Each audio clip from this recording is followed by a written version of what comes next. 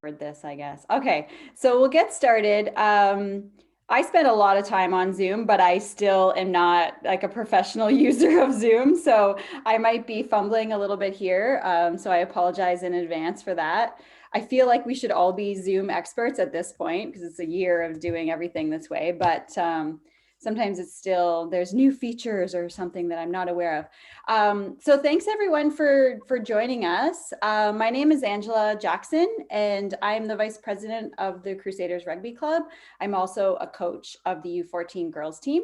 And just like a quick summary of why we're doing this kind of information session. In the past, obviously more things were in person, and we thought that this would just be a great way to kind of bring some people together, provide you with some information, and sort of give you, so a guide if you want to become a coach. So more so than just saying, hey, you want to coach?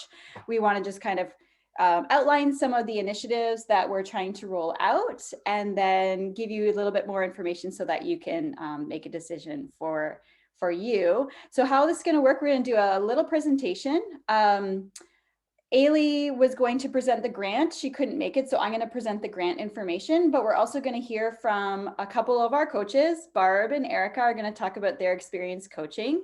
And then if you have questions, we'll take the questions at the end. But there is that chat feature, which I'm sure everyone is aware of. So if you want to input questions into the chat, I'll do my best to see them as we go. But certainly at the end, if anyone wants to unmute themselves and ask questions or anything like that, we can do that at the end as well. All right, so I'm just going to share my screen.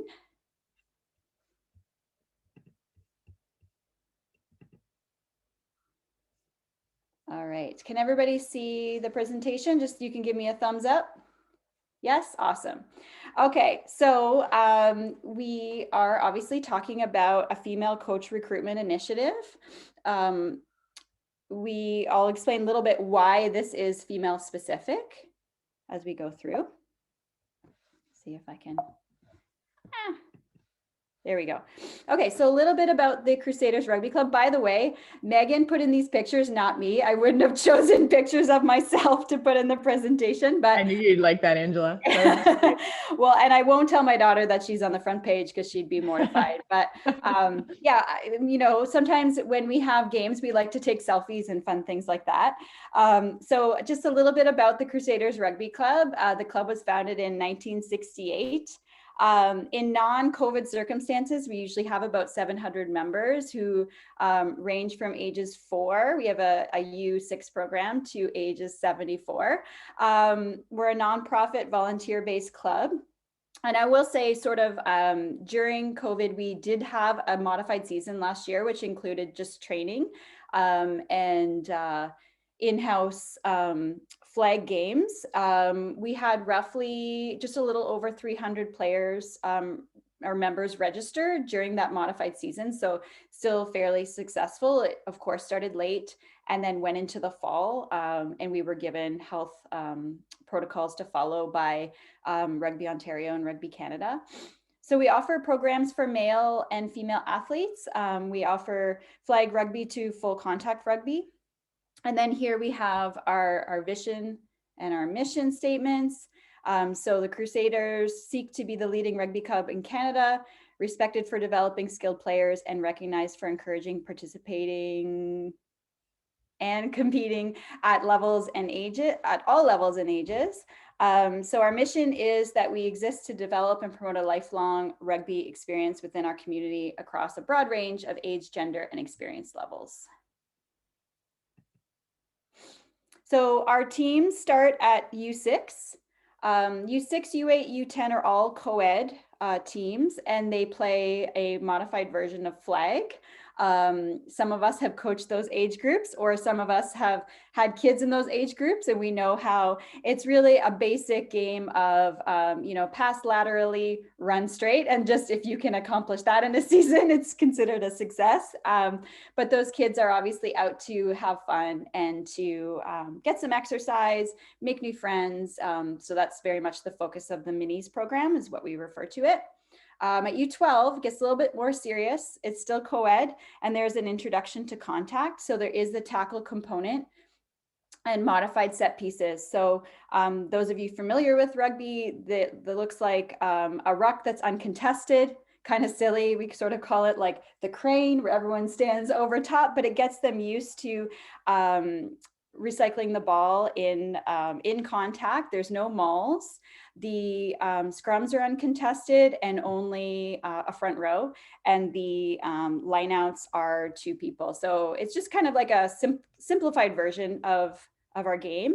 Then we get to U14, and that's when the genders separate. For most clubs, I have to say that's not the case with every club. Some clubs don't have enough to form a girls' side. Fortunately, we do. So that is 7 aside when the numbers are small, or 13 aside. So just as an example, my first year coaching U14 girls, Erica is also one of my coaches. We had approximately 30 girls, but most of the clubs that we played had sort of 10-ish players. So we would have to modify our game when we played certain clubs. So for the most part, we played 7 aside. We had one tournament where 2 other clubs had enough for 13 aside. A little bit challenging because the 7 aside game is played cross field. The 13 aside is a narrow full field. So kind of confusing a little bit for the girls because they're learning sort of 2 versions of the game. Then when you get to U16, U18, it's still, the genders are separated. It becomes 15 aside, full contact. And then of course we have the senior women and senior men sides as well. So our season under normal circumstances begins in May, practicing around the beginning of May and until the end of August. Most teams practice 2 to 3 times per week. And then if we're playing games, then games happen once a week. So our full schedule can be found on our website if you're interested in looking at the days of play for each individual team. We usually do run sevens rugby in the fall. So when I say usually, it's just because with COVID, we've had to modify a lot of things, and we really don't know yet what our season would look like this summer. Rugby Ontario has started to release return to play details, but a lot of that is contingent upon public health guidelines at the time. And last year we started an adult non-competitive flag league. So that was a lot of young, fast kids, and then some of us old people, and it was a lot of fun. So we hope it was mostly social, got a little bit competitive at times. It says non-competitive, but there was a lot of people were playing competitively.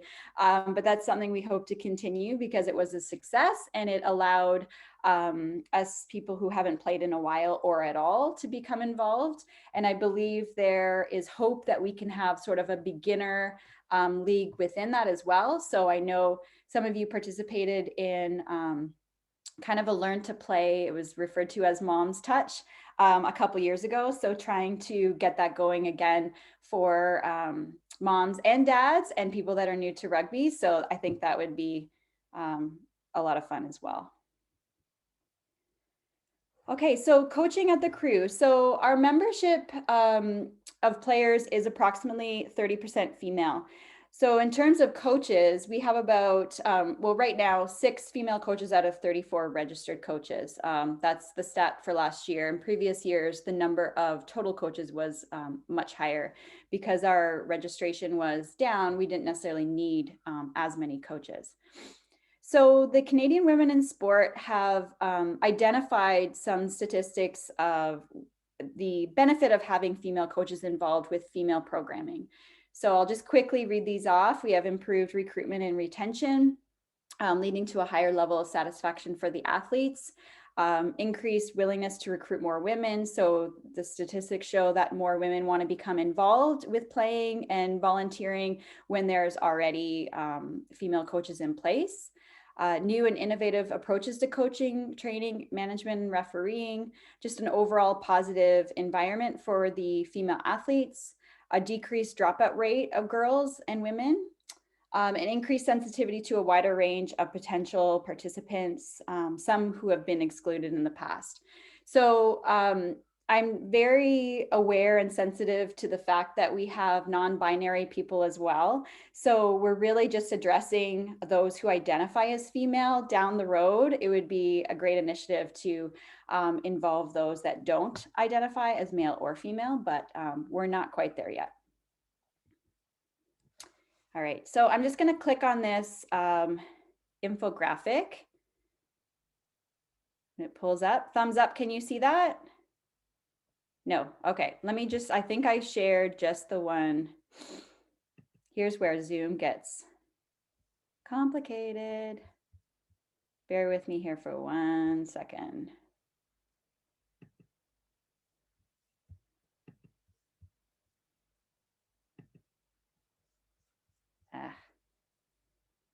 Okay, I'm going to stop share and I'm going to change it. There we go. Can you see it now? Teenage girls are dropping out? Yep. Okay, perfect. So these are statistics within Canada across all sports. So it's not necessarily rugby specific, but what we see is that girls are dropping out at a higher rate than boys. So by the age of 19, we have only 25% of females participating in organized sport. Between the ages of 16 and 18, 1 in 3 girls are dropping out compared to just 1 in 10 boys. 38% of 16 to 18-year-olds are participating, whereas the boys are about 56%. And then 82% of 16 to 63-year-olds, women don't participate in sports on a weekly basis. So 3 ways that we can drive change is to involve women and girls in the design, delivery, and evaluation of sports programs. And that's kind of where we're sort of going with this in terms of introducing more female coaches, applying a gender lens to decision-making, and ensuring that the decisions we make within the club take into consideration women and girls. And then training to educate ourselves on the unique needs and experiences of women and girls. And really that's evolving and changing. I can't say that enough. So even having grown up in rugby and having played for many, many years, I know through my coach training, I learn new ways of coaching female athletes that maybe weren't even used when I played, but have become important and identified as being a huge factor in the success of female programs. Now I got to get back to my other screen. 1 second.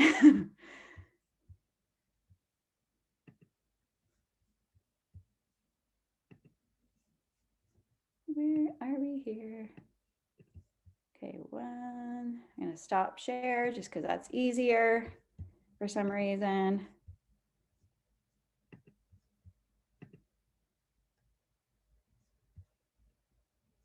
Oh my goodness.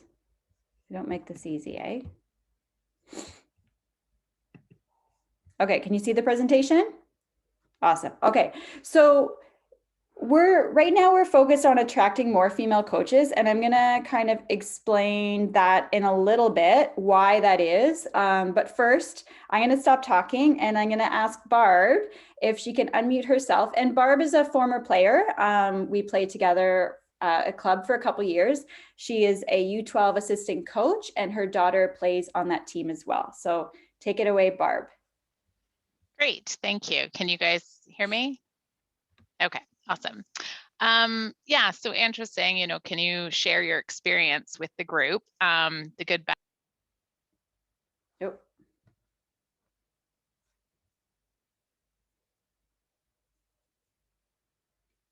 Barb, you're muted now, I guess. Sorry about that. It's okay. Yeah, so I've played rugby for many years and got out of it once I had a family. And then my daughter, we talked about some other role models in her life, so some older girls that she knew. So Ange and Erica's daughters, who were playing at the Crew, and that was something she wanted to try out. So naturally, I just participated and joined in. We focused on participation, not perfection, and just thought it would be good to get involved. She was comfortable with me coaching. I coached her in another sport, so that was okay. And just to be a good role model for her, and coming from the sport. I guess a part of it was giving back to a sport that gave me so much too. The friendship sides, a husband, so definitely being kind of community oriented, it was a natural fit to come and want to coach. It was an interesting transition, I would say, for me, because I played at another club in Toronto. So you get quite connected to your club. So Crusaders was never a club that I belonged to as a youth. I'd come to your parties once in a while, but so that was a bit of a change, just a shift, coming to a new club. And then with the offer of coaching, my first experience coaching Lucy was, I don't know, I guess like U8 or U10 at the time. I said, oh, sure, I want to help. And I never quite felt welcomed to the coaching team or valued for my rugby experience. And that kind of impacted my level of interest in actually wanting to help out. So I kind of saw, I was keen at the beginning and then felt that I was kind of looked over. And that was a bit of kind of joining in with the boys club of the coaching crew. So that was a bit of a challenge. And I thought, I don't know if I want to continue with this. Then there was a bit of a shift change in the coaching leadership. And the next team of coaches I connected with, they really valued my input. It was very supportive, and it's worked out really, really well. And I've gained a lot from it, like on a personal level, just with I consider them kind of my rugby friends now, those coaches. So it was quite social, having a beer after practice. Your child is running around afterwards at the clubhouse, and you're connecting on a social level too. So that was an added bonus that I really enjoyed out of it. But I did feel intimidated when I first started, kind of with the old boys club, and so many people are connected to the crew for such a length of time that being a new person in the club, I didn't know anybody. I didn't know who cut the grass. I didn't know where the keys were. I didn't know how it all worked. So that was a bit intimidating, but I think, there is a good group of people that want to support new coaches. And I guess kind of I would wrap up with saying, like, even just try it. We're all here to help you. And like a rugby team, and like, you have 15 players on the field, and everybody contributes in their own special way to make the rugby team successful. I feel like the same thing on the coaching side. So some people are great at drills, some people are more great at organizing the kids themselves, some people are great at the fitness aspect. So I think everybody has a talent to bring to the table. So just, I would say just try it, and everybody has something of value, and I think we'd all benefit from it. So, and it's fun. So that's me. Awesome. Thank you, Barb. And then we're going to hear from Erica. So Erica is a former player as well, another MAC player. She has coached many high school teams, was coaching minis for many years, and now coaches with me the U14 girls. So Erica, feel free to unmute yourself and go ahead. I think I'm unmuted, right? Yeah. Okay. So I'm going to talk a bit more about the connections I have made with athletes through my experience of coaching. So as Ange said, I'm a high school teacher and coach. So I've coached for over 20 years, different sports like wrestling, flag football, and rugby, just to name a few. I started coaching at the Crew in 2003, where I was involved with the junior girls then. And I've been a head coach in many different age groups from U6 to U19 throughout those since 2003. As I already mentioned, coaching is really close to obviously easy for me as a teacher. And so I've been able to influence a dozen of young women to join our club. I've had a ton of positive experiences over the years with different teams that I've coached, sorry, whether it be in practice, winning or losing games. All of these experiences have built relationships and connections with the athletes. So most of my coaching is with females, but I have had a few opportunities to coach male athletes. And again, that's a whole other great experience in itself. The main reason I love to coach is to make those connections, as I said, that I make with my female athletes as a female coach. The connections I've made with these girls are sometimes life-changing for myself as well as for them as athletes. I see myself as their role model, a strong female figure in their life that helps to inspire and empower them while coaching them in a sport that they love. I try to teach things on the rugby pitch that they can use and strengthen in their daily lives. I enjoy the personal conversations after practice about what's going on in their life and how being part of a team, and specifically rugby team, has helped them with their life stresses and has made them feel connected to other young females alike. One of my greatest successes was with a particular player that I was a mentor for. I was able to bring this athlete to the club, to the Crusaders, where I watched her grow through her club and university rugby career. She has now become a teacher and a coach also in her adult life. Some of my other female athletes have also gone on to compete at the university, provincial, and international level. And even some have come back and helped me coach at high school or have gone on to coaching themselves. And I love that because I'm still in contact with them and that connection is still there, what we did on the pitch and years later. So I think that's one really, really positive and an awesome thing. And I love that connection. One of the greatest things about rugby and Crusaders is the ability to give back. And I know Barb mentioned that as well, through coaching or volunteering. And I'm able to do this and I'm proud to do this. There are so many life lessons you can teach the young female athletes while on the pitch and off that makes coaching worthwhile. So don't be afraid to join the Crusaders. As Barb already said too, there's lots of support. It's a rewarding experience. It's fun. It's social. So I'd hope you consider. Awesome. Thanks, Erica. Okay. So we have some testimonials from players. So I kind of asked some of my players through their parents to provide us with some testimonials, and feel free to just read this. I'm not going to read them out. I had to edit them a little bit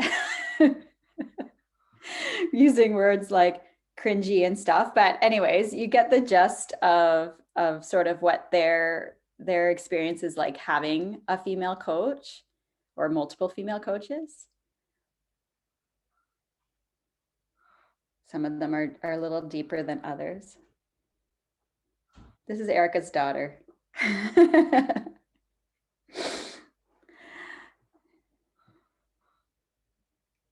Okay. So why this initiative? So here's where Ailey couldn't be here, but she's our fundraising director at the Crew.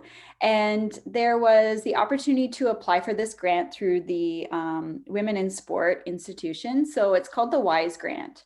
And this fund has been in place for several years, but it's created to ensure equitable opportunities in sport for women and girls across all sports, not just rugby.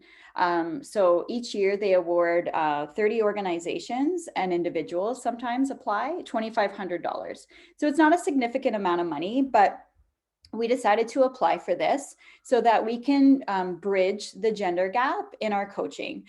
We chose coaching specifically because we thought that that was a good way to influence our programs overall. So our application included a commitment to recruit more female coaches for our programs, and that's why you're all here today. We want to reduce the barrier to entry by paying for coaching courses. That would include paying for a level 1 coaching course for anyone that's new to coaching, and possibly a level 2 course for those who already have their level one, and that might be current coaches, or perhaps you have your level one outside of the crew and want to do your level two. So we would fund that through this grant. There's a course called Making Ethical Decisions. That has to be purchased outside of the level one, but it's actually now required for level one. So we would fund that. And there are 2 extra courses called Keeping Girls in Sport and a Gender Equity Lens. And we want to provide those courses, not just for our female coaches, but also for our male coaches who are coaching females, just so that we have some extra tools on how to support our female athletes in a slightly different way, or just some things to consider when we're coaching female athletes. Then we took it upon ourselves within the grant to also say how we intend on retaining the coaches. So that's also a part of this. So we discussed, so we have a committee, I should say, we have a committee to execute this grant. And part of that committee was to meet and kind of talk about all the pieces based on our own experiences on how to really support coaches. So Barb kind of mentioned that supportive environment and how she didn't necessarily feel that initially. So one of the things that we looked at was providing new coaches and current coaches with a mentoring model. So we've talked about how that might look. We've talked about doing sort of a group mentorship where we come together once a month and we support each other, we answer questions, we maybe look at additional training if that's required. And potentially there could be an opportunity to do one-on-one mentoring as well, where it makes sense. So, if someone wants to potentially aspire to become the next women's head coach or assistant head coach, then maybe it makes sense to have someone mentor that person directly. So we're kind of open to different scenarios with that. But as part of the grant, we said that was a really important piece for retention and making coaches feel welcome.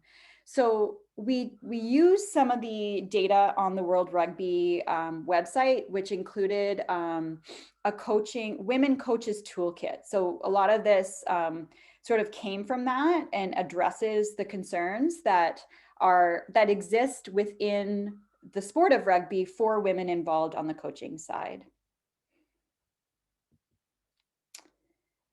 So what are we looking for? So we're looking for female coaches with sporting, teaching, leadership experience, willing to learn the sport of rugby, or former players. So you don't have to have played rugby before or have direct experience.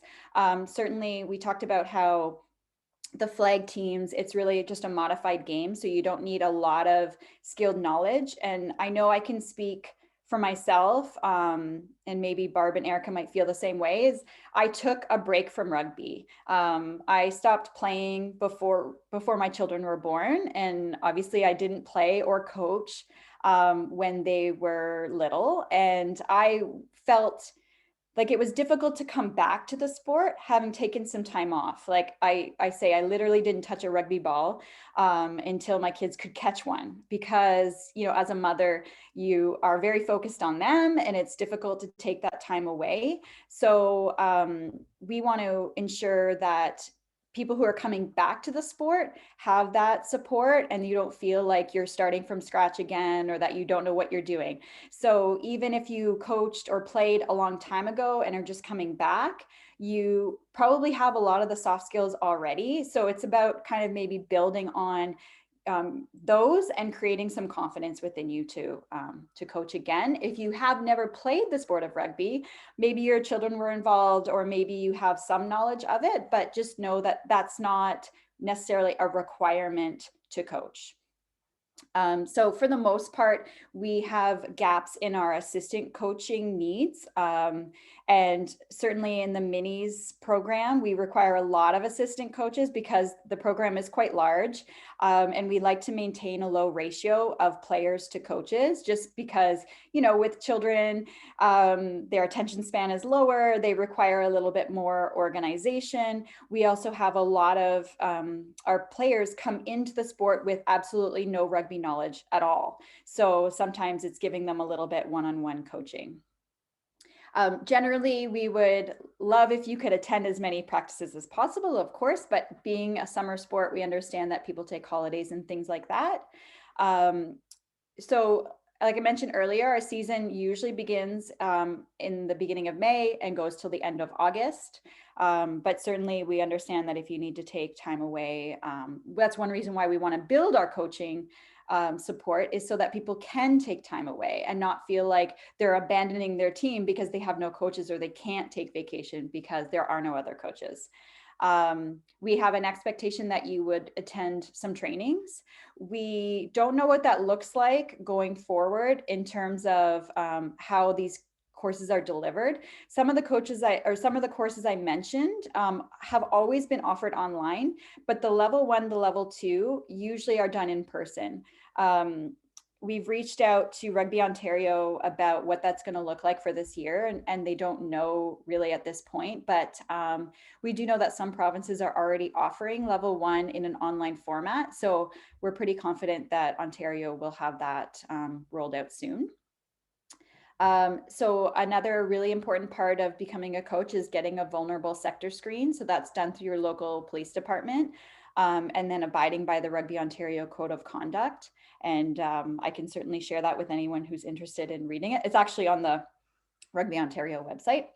And then participating in the group mentorship model, like I mentioned, that's to support you and to support the other coaches. That we think is going to look like 1 meeting per month, but that's pretty much open right now. We haven't set anything in stone.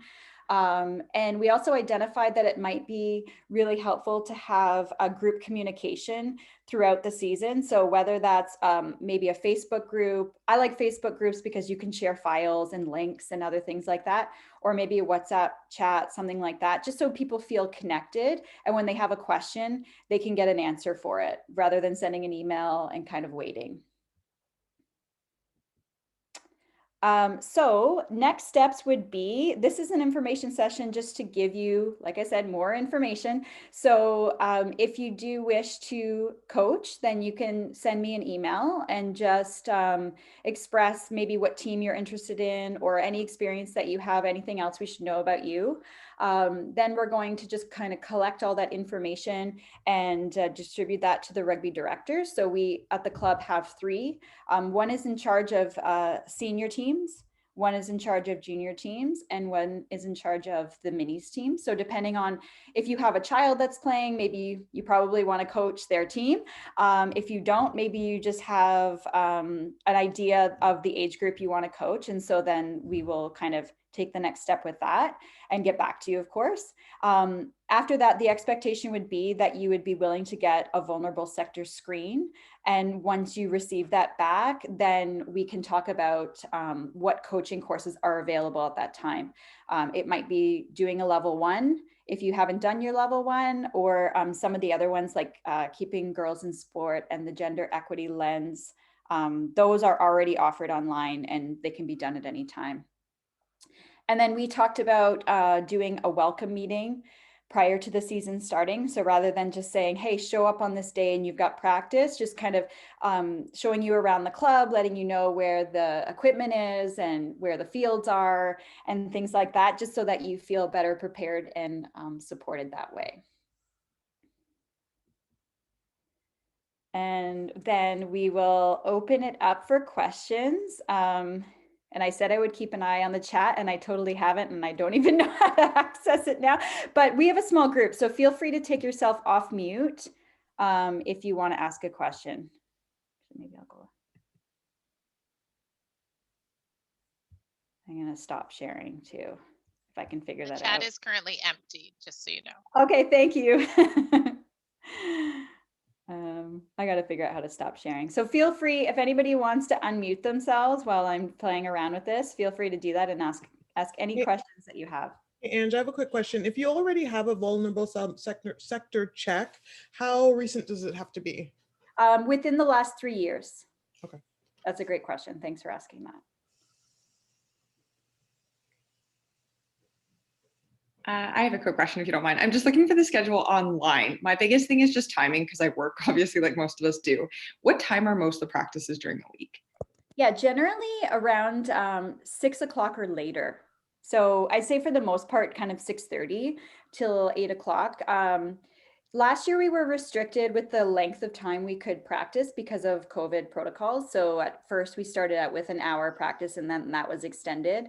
But we try to make it at a reasonable time because people are working and they're coming from different areas. We have players come from Milton, downtown Toronto. So we want to give them time to arrive at the club. So for the most part, 6:30. Some of the younger groups do also practice on Saturday mornings. Yeah. Thank you. Sorry, Mark Wilson. I'm the minis director slash minis coach for the last, I don't know, 7 years since my kids have been playing with the club. Yeah, so for U6, we try and keep those to an hour max. U8, U10, you start losing the kids after 60 minutes as well. So usually our practices are, there might be 3 structured drills.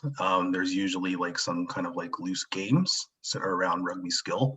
And then we try and get into the structured kind of flag type scenarios. But yeah, an hour and 15 minutes, anything longer than that at those age groups, we're done. So.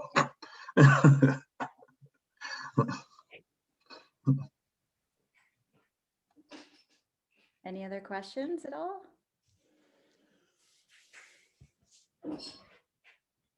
What about to the moms in the group? Any questions? The moms who have maybe not coached in the past, I'd love to hear your thoughts on why you're thinking of coaching now. Catherine, do you want to share? Yeah, so I was looking at all this group. I think I'm the only one that's never played rugby, and I know you said that's okay. So I guess I was interested because all 3 of my kids are playing and my husband plays. So I kind of like, I might as well be there too. Yeah. And so I think for me, I would definitely want to get involved. And I think maybe it would also downline be more admin based. So I was just sitting here thinking about all those COVID forms that we had to do. And I'm thinking maybe that's what I would bring to the team. So I'd still want to go through the level 1 and do that, but I might choose not to be that person on the pitch necessarily, but I would be there to support as well. So that's kind of what I'm thinking.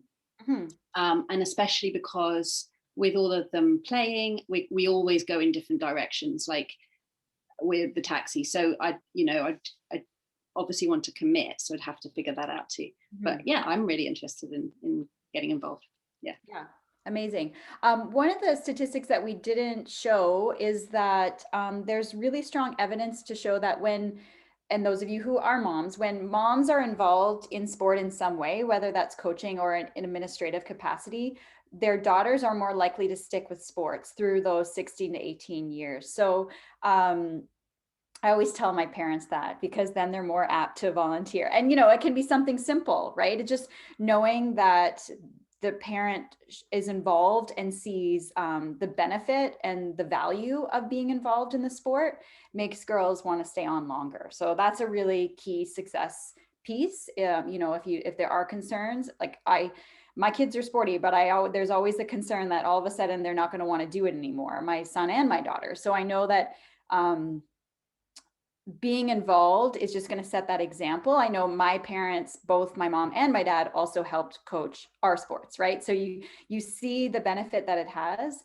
And we always need help, right? As head coaches, we always need help, even if it's just setting up cones, or in the case of COVID, making sure they're spaced out in their lines, like even at the older age groups, getting their hand sanitizer on, not touching each other, like a new set of challenges. But certainly, like Mark mentioned, at the minis level, there are so many kids, and sometimes they just sit down on the grass and they start picking the dandelions and stuff like this. So even keeping them engaged. So you might start out in a more administrative role, but then Catherine, we might just start like pulling you in to help out and things like, and it's a good way to get your feet wet and gain some confidence too. Certainly if you've been watching rugby for years and years and years, you probably know more than you actually do know. But yeah. I think, sorry, go ahead, Mark. Oh, sorry. No, finish your thought, please. But I saw Katie put up her hand when Catherine mentioned rugby experience. So, and I think you mentioned this to me as well. So you don't have any rugby experience. So I'd love to hear sort of what prompted you to consider coaching. Yeah, I mean, I worked with rugby, but always from a medical perspective. So I worked with a bunch of teams, and that's kind of always been my role. And I mean, lots of friends, family members played, so I've watched way too many games.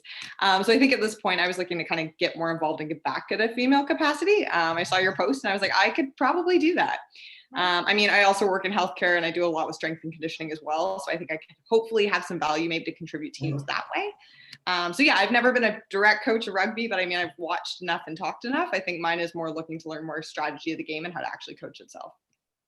Okay, that's awesome. I love that. I was going to say, Angie, you kind of touched on it during your presentation.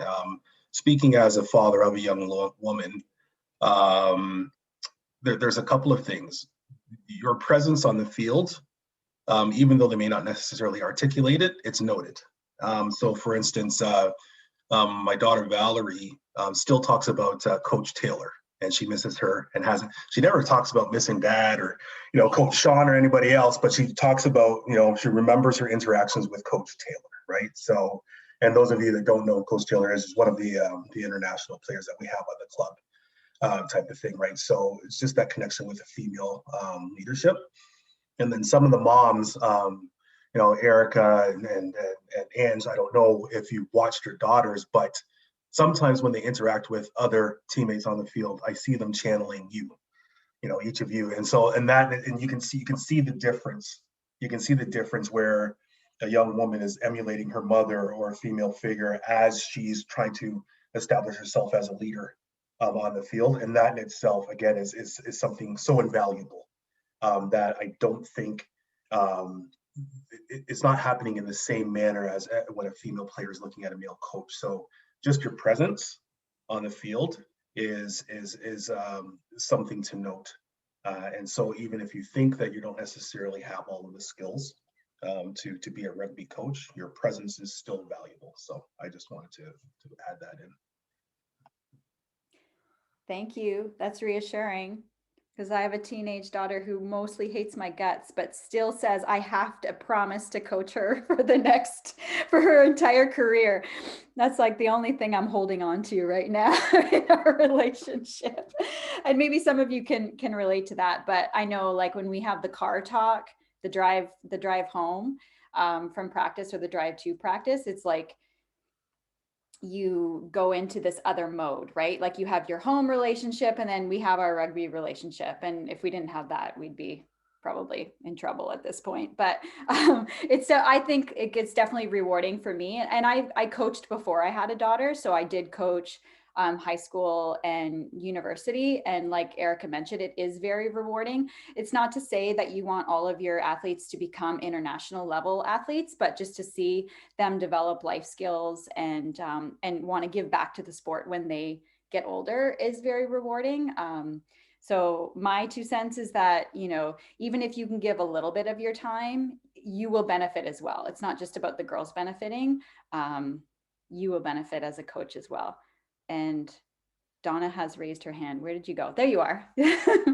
I'm here. I just want to share. I have played rugby before. I played with Ange, but none of my girls have played rugby, and I have never coached. And so I don't know. I'm kind of looking forward to maybe doing something new with them, trying something new, and they're pretty excited to try it. Like, I don't know if they'll like it. They don't know if they'll like it, but they're willing to try it. So I'm pretty encouraged by them trying new things. And I think even that's just trying new things is a life skill. I think that is a benefit in taking risks. So yeah. Do you want to add to that quickly your story on how you became a rugby player? It's kind of like this fluke, weird story. So I am athletic though. Like, I played a lot of sports in high school. I was a captain of a lot of the teams I was on, but the summer after my first year of university, I'd actually tried out for the basketball team and got cut in the last cut in first year. And I was like, I'm not trying out for any more school sports after that. And then the summer after, one of my roommates used to play club rugby in Ottawa. And so she just was like, can you just come and I want to go play with the club here, but I don't know anybody. So we were just throwing around the ball. And this person kept tasking me. They're like, you really should try out for the school team. And I'm like, I actually pretty much dismissed it because I didn't know any rules to the game. I ended up playing all summer. But aside from, like Anne said earlier, run forward, pass backwards, and touch down the ball when you get across the line, I really didn't know much of the game. I think they just threw me in any position in the backs where they had a gap that summer. I didn't really know anybody and I didn't know how to play. And then someone at the end of the summer was like, you know who that person who keeps badgering you to try out for the school team? That's the coach of the school team. It was Natasha Wesh. So I was like, okay, well, if the coach thinks I should try out, I guess I should try out. And so I tried out and made the team. And after training camp, I still didn't know a lot of the rules. So she like brought me into her room, like into her office, and kind of like taught me the whole game. And then her name is escaping me. I see her face. She so I propped a lot of the game, and so I played backs most. I played for the Toronto, I'm blanking now, in the summers, and they mostly put me in the backs. Like I played outside center most of my club experience, but I played prop, and she just taught me how to play, like she just taught me my position. So I knew my position really well. So I don't know. I feel like people can pick it up late in life. It's not one of those sports you need to play from a young age, since that's my experience with the game. I picked it up at 19 or 20. So yeah, awesome. Good. So any other questions or comments before we wrap up? Anybody want to add anything else? Awesome. Okay, so next steps, like I mentioned, would be to send me another email to confirm that you do want to coach. If you have an idea on teams, if you don't have an idea on teams, that's okay too, because we will definitely identify our needs and where we might see you fit in, and then we'll just get back to you with next steps, what that looks like, and when training opportunities become available as well. I do have one other question. Yeah. How likely are we going to play games this summer, do you think?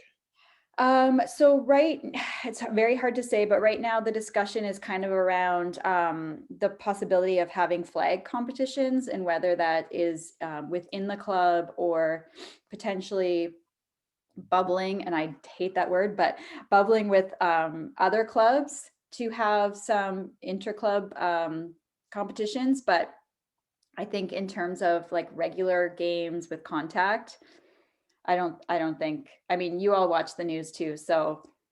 On our website, on the club website, it talks about like practices nights and game days. How available should we be for the game days is kind of more my question. Yeah, I mean, it's hard for me to say you have to be available because we don't know that. Basically how it worked last year was we just had practices. I think most of us sort of liked having the weekends free a little bit more than we're used to in a regular scenario. But I mean, if you're a head coach, I would say, yes, you should be available for game days just in case. But if you're an assistant coach, like it'd be difficult for anyone at the club to say you have to be available on Sundays in case we start games. We would try if there was the opportunity to play some modified games with other clubs, we would try as much as possible to make that on a day that's already scheduled, because people are trying to organize their schedules and people have cottages and things like that. So I think as soon as we get the information, we'll try to communicate that as quickly as possible. But we understand this is an ever evolving situation. So you can't necessarily make yourself completely available for all of those days. Yeah, that's a good point.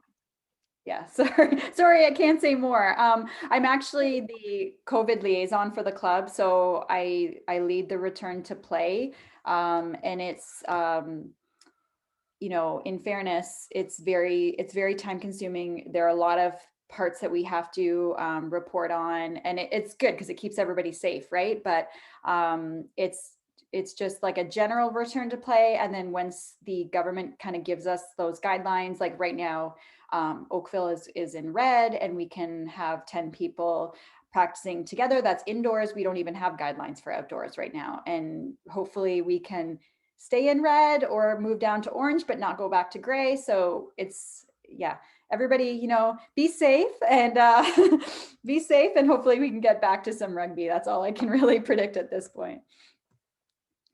Amazing. So thank you everyone for your time today. Thank you for participating. I'm really encouraged to see new faces and faces that haven't been involved in this capacity before. So your willingness is much appreciated. Mark, did you want to say something else?